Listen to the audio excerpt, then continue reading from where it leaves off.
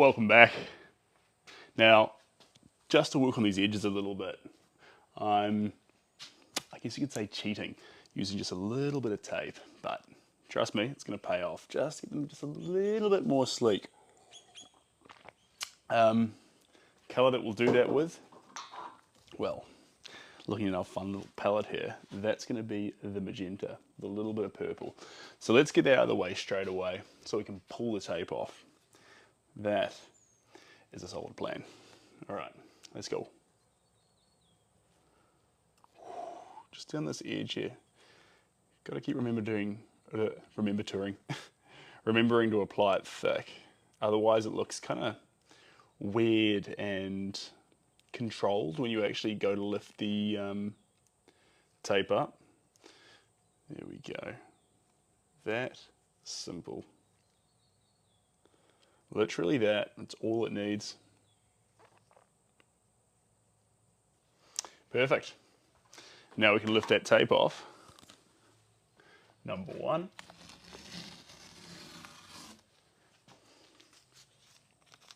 Beautiful. And number two. Also beautiful. That's simple. Now, on with the next bit. So we've got two Polaroids up here. One does the sky, one does the overall composition.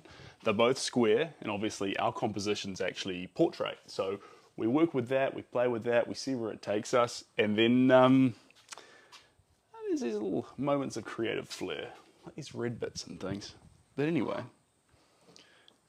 what a beautiful day to be painting too. You can hear some cicadas. We've got a fresh glass of water. These are all fantastic things. There we go. All right. So for now, I think I'm just going to stay on that pink train for a little bit longer. If you're new here, welcome on in. This is the Washington Memorial, and it's really starting to take shape. It takes time. These are well, for starters, massive canvases. G'day, Richie Rich. This is a different brush as well. This is 2 inches, so it's a very fat, thick brush. But the special thing about this one is it's got a massive thing to hold on to. You see that? So the fact that you can just maneuver this more, it's nice, but it doesn't have that counterbalancing weight of a usual brush. So what you come to know the older you get, the more things actually just there's no better option. There's always a trade-off, and you kind of, just like in life, choose where balance lies for you. And for me, I don't know, sometimes this one's quite fun. It's a thick, chubby brush, but it actually does a pretty fun job with the detail. You've just got to be ready for it. In fact, we're just going to use this one today. This is really fun. But you can see these bristles are a bit more sturdy, so even when you clean it, it still remains quite dirty. So this is the nature of the beast we work with. So, but it won't affect the paint as we add it, because this stuff here, heavy-bodied stuff, see those colors? Look at this. Even when I flip it, no joke, watch this, ready? Upside down and back again.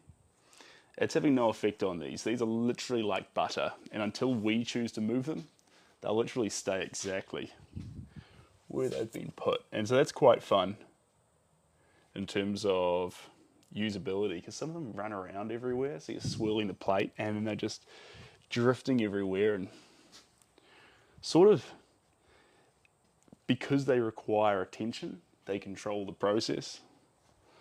And I'm not about that life.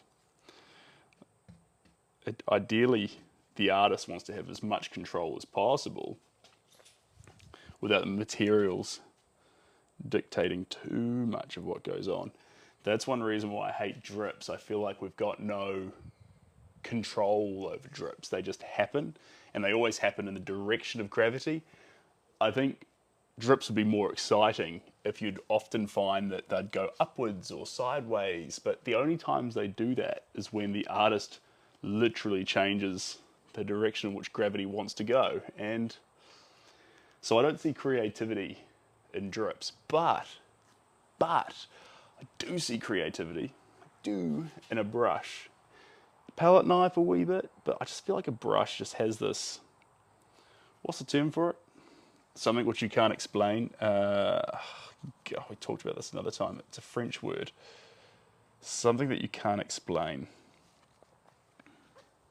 Fendage de fer. That's what it can be. This time. That's what it can be. And guys, if you've been following this painting, you've been enjoying it, and you want to support, the best way to do it is just by tapping the screen. Tap the screen, share it with a friend, or just hang out exactly where you are. Just lurk there. That's also really helpful. When this one's finished, it's going to travel to exactly where this Washington Memorial sits. Who knows where you can find the Washington Memorial? Did someone say Washington? Correct. That is correct. You can find it in Washington. Now, this particular memorial is currently being viewed from the opposite side. So for Tyler, who's the person who's commissioned this painting, this is where he sees it from most regularly. And one of the big aspects of this, the pillar itself is actually quite in contrast, but the sky that surrounds it. And I kind of love these kind of pictures when the focus is on the entire vibe that makes it, not just on it, if that makes sense. Like a portrait with a background significant, you know what I mean? Thanks, Luke. Thanks, SJ. Appreciate you guys. And one thing you'll also notice is we've gone absolutely nuts on the texture. Let me bring you up here to see it. Come here. If I bring you up here, you can see literally how messy and chaotic this work is up close. This is what we're dealing with, like this. And the reason why we've done that is so on different lighting conditions, the painting's going to behave in different ways. Different colours going to pop, different colours going to fall back. And that's going to be not exactly the same, but a little nod to what Tyler experiences when he sees this spot at different times of the day. So that's a little Easter egg there. On the last few windows here as well, we'll also, the varnish will have a little bit of gloss, a little bit of satin, and a little bit of matte. Gloss deepens and makes colours more bold, so we'll use that predominantly on the, God, it made me lose my trail of thought, on the deep and bold colours, so the blacks, the blues and the purples. Satin works well for all colours, that sort of, if you've run and printed something off at a store, satin's that sort of more softer one but still a little bit glossy. Satin works for your oranges, your blues, your greens, your reds, your deeper yellows, and then your matte. Matte's a weird one, and if your name's Matt, you'll know about being weird. No, matte's a weird one because you just want to use that for whites and almost perfect whites. If you deviate from that, it takes a little bit of colour away from other ones, honestly. So stick with just white for that. Matte goes on white, gloss goes on deep and bold colours, and satin goes on everything else. And you can mix the varnishes to have that effect. You don't need to wait for someone's permission. You can just do that with any piece. And literally after it's finished. So you get to do that with pieces you've already finished in the past and think, actually, I'm going to alter the sheen. It's called the sheen value of a painting. And play with it just a wee bit.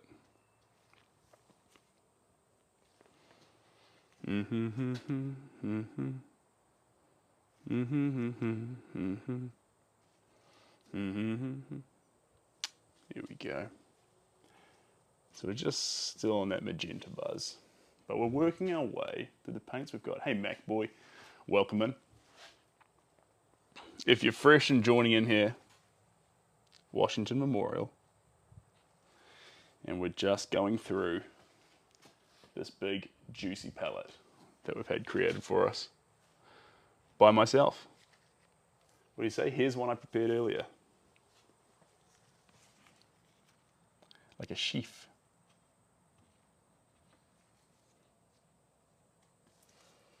I'm not sure if we're going to finish off all of this magenta or if we'll just dance around a few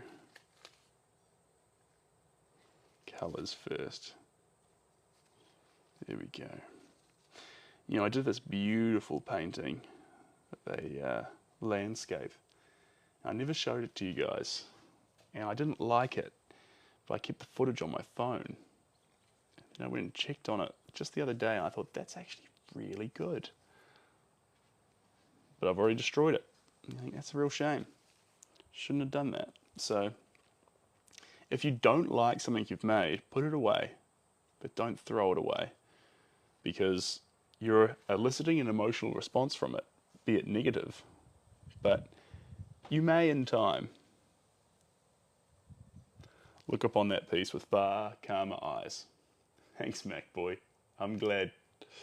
Yeah, this one here. So one thing we talked about, Tyler and I, is that we wanted to make sure we didn't use too many primary yellows. They can be quite harsh. This is the primary yellow here. It's more of a lemony yellow. See that? And we wanted to stick more to Naples. See that? That's more of a sunset, beautiful, more of an organic, nice yellow. And so we both agreed that actually Naples is where we wanted to sit. And only in the last layer did we really see Naples starting to play quite a role in the work, which I'm glad to see, because I do get a little bit fatigued looking at lemony yellows. They're just blah, blah, blah, blah. A little bit blah, in my opinion. Even when I did a full picture just with yellows, I still couldn't help myself but to kind of deviate and dance around lemony, Naples yellow instead of lemony yellows. They're just too much. Just too much. Let's get a bit more of that purple in here. Here we go.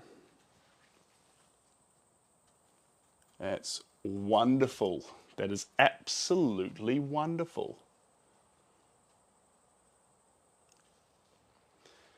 Very deep and dark though.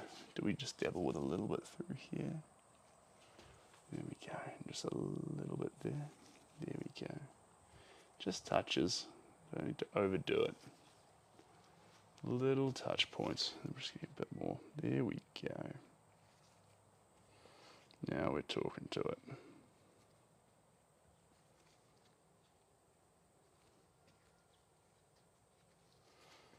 That's what I'm after. It's really nice being, you'll notice that we're actually under the shade today. Yesterday we're out in the heat, but when you're under the shade, it just feels, I don't know, a little bit nicey. You like the jeans? Thanks, Mac boy. They're from Temu.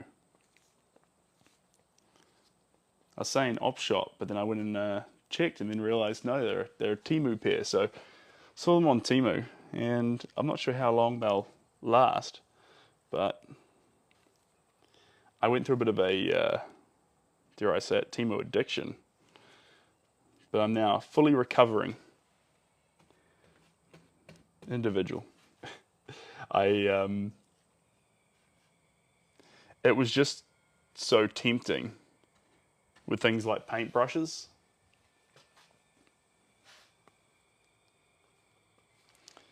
Just too tempting.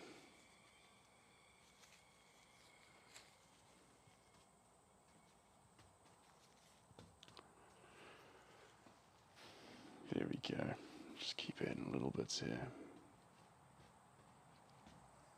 That's what we're after. We'll come on down here, right down to the deep, in the deep, dark hills of eastern Kentucky.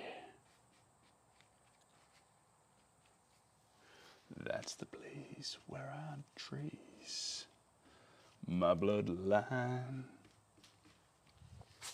And it's there I saw.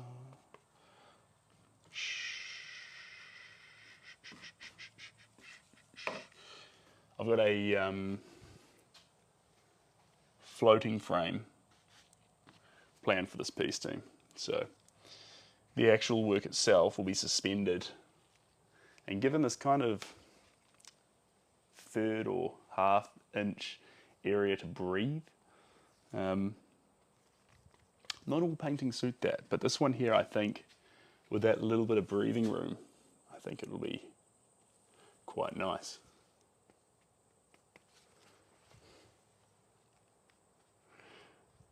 And then I think Shelby, we're scheduled guests to come over tonight, which is how frisky of us as parents, right? Let's get a bit more of this brown. So we've used up our first two colours and we're now into our brown. And the brown, this is where it's going to go, straight down through here. Beautiful. And up to the top. Lovely. We don't want to overdo it though. If we overdo it, we'll lose what makes that column so special. I'm just going to get a little bit of this through here. Beautiful. And then across the top there. Yeah, now we're talking to it. A bit more through here. It is a gentle process building these things up. There's a temptation just to lash it, but actually kind of like a really nice meal. You just want to take, g'day Scotty, you just want to take your time and actually enjoy the flavors. If you race through this, I've got this weird idea. It's a bit crazy, but I've got this idea that you can actually tell when the brush strokes were made in a good mood, a bad mood, a happy mood, and more importantly, the paint lands completely differently between slow and fast. If you go too fast, it drags out, it goes dry quicker, it doesn't have that kind of soft, gentle, you can wait here kind of vibe. And that's a real shame, because that's a wonderful vibe for a painting to give off. Thanks, Scotty. I appreciate you being here, mate. If you're just joining us, this is the Washington Memorial. And if you're having fun here and you'd like to support this picture, there's a bunch of things you can do, but the easiest one is just tap the screen or hit the like button, because that tells the robot to show it to more people. It's pretty straightforward. And I've often said, and I'll continue to say, that if Monet and Van Gogh knew that today we have a robot that would connect us with people who are into art just by putting it up online, wow, it would just be, it'd be cheating. So yeah, I know a lot of artists complain about having to understand mechanics that are new as of the as of the turn of the millennia. But think about it this way: you don't have to make your own paint anymore. You can, but you don't have to.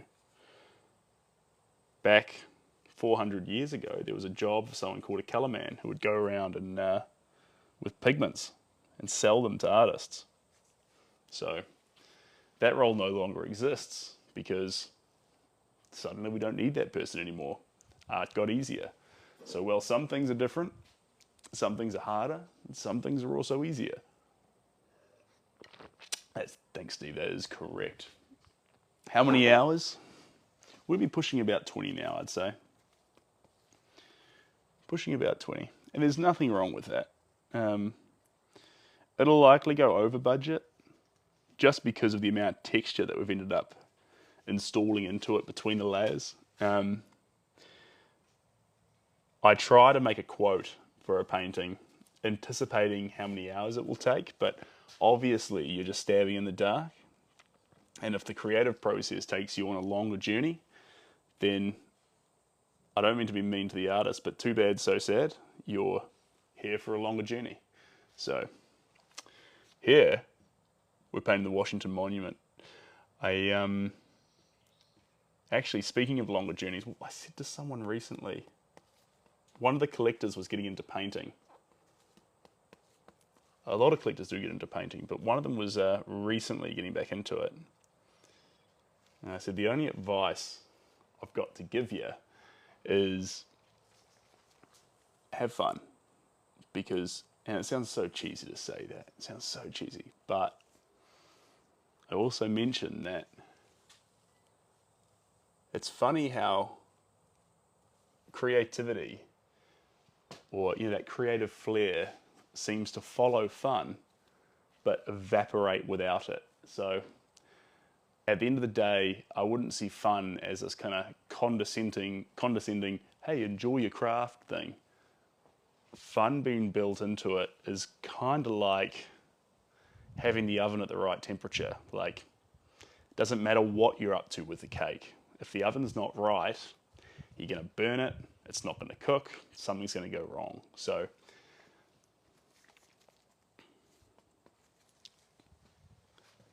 creative flair. And like, if you're doing a craft, you don't need creative flair, you'll be fine. But if you actually want spontaneity in your work, then there's got to be fun. There's got to be this looseness. People are going to find out. They'll see it if it's not there. And especially with commissioned work, you have to be very, very delicate to understand if you're installing fun into it or if you're going through motions. Because going through motions, that's not what the collector thought they were signing up to buy. What they thought they were signing up to buy was the most recent movement, the most recent meaningful piece of your work. Who's that there? Tigran. Thanks for subscribing, Tigran, you legend. I hope you enjoy the behind the scenes videos. I disappeared for a bit there. Went on a pilgrimage, I think you'd call it. A little bit of self-discovery, a little bit, got too addicted to social media. You're very close to the flame when you're on it making art like this, and getting addicted to it is a very unhealthy thing. You've got to realize that there's a whole world out there, there's life happening, and if you get addicted to social media, yuck, you can end up, I don't know, I felt like the more I scrolled and the more I got involved in social media, the less, it's a better way to put it, the less I actually felt authentic, true to yourself. And when you realize you're not as authentic as you could be, there's no grosser feeling, guys. There's no grosser feeling.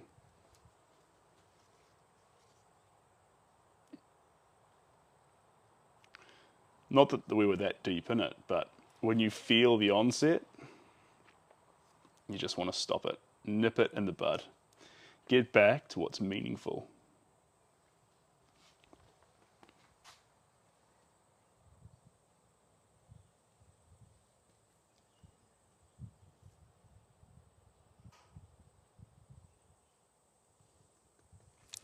There we go. Get a bit more of this yellow here. We're just going to dab and a line down through here. There we go. Just collect up those little bits. That's what I want. And then going to come down this other side too. First off, a leveling stroke here.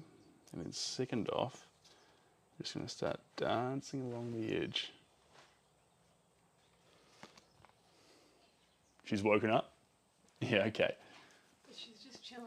Okay. So I thought I'd bring you this so you could... Thank you very much. I appreciate that. I'll just turn it up and keep an ear out. Who's that there? Just G. Georgie from Pennsylvania, USA. I've been gone for a while. Beautiful painting. Thanks, Just G. Hey guys, Shelby's actually working today, so I'm on baby duty. But little Coopsie went down for a nap just before. If she wakes up, I'm going to go look after her.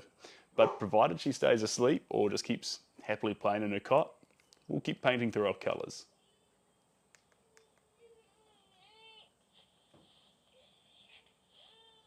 She's not happy, guys. Well, we'll come back later and work through the last 6 colours. As of right now, though, team, I have a gorgeous little daughter to attend to. And a dog. Bye, guys.